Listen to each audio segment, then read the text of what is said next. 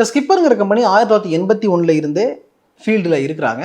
Engineering and product செக்மெண்ட்டில் இந்த company முக்கியமான ஒரு பிளேயராக இருக்காங்க. இன்னும் சொல்லப்போனால் டிரான்ஸ்மிஷன் அண்ட் டிஸ்ட்ரிபியூஷன் ஸ்ட்ரக்சர்ஸை கொண்டு வர்றதுல இந்த கம்பெனி வந்து ஒரு லீடிங் பிளேயராக இருக்காங்கன்னு சொல்லலாம். ஸோ இபிசி கான்ட்ராக்ட் எடுத்து எல்லா ஒர்க்கையும் பண்ணி கொடுக்குற கம்பெனி தான் இந்த கம்பெனி. இந்த கம்பெனியில் இன்னொரு ஸ்பெஷலான விஷயம் என்னென்னு பார்த்தீங்கன்னா, இது இந்தியாவில் மட்டும் கிடையாது, 40க்கும் மேற்பட்ட நாடுகளில் இவங்களுடைய பிஸ்னஸில் இருக்கிறாங்க.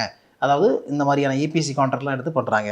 முக்கியமாக பார்த்தா South America, Europe, Africa, Middle East, South and South East Asia, Australia மாதிரி நாடுகளில் இவங்களுடைய ப்ராஜெக்ட்ஸ் நிறைய இருக்குது. இந்த கம்பெனியுடைய நோட்டபிள் ப்ராஜெக்ட் அப்படின்னு பார்த்தோம்னா ஃபட்டேகார் டு பத்லா 765 கேவி. ஓகே, ஏன் இப்போ இந்த கம்பெனி பற்றி, இந்த ஸ்டாக் பற்றி நம்ம பார்க்குறோம் அப்படின்னா, இது ஒரு ஸ்மால் கேப் ஸ்டாக்கு.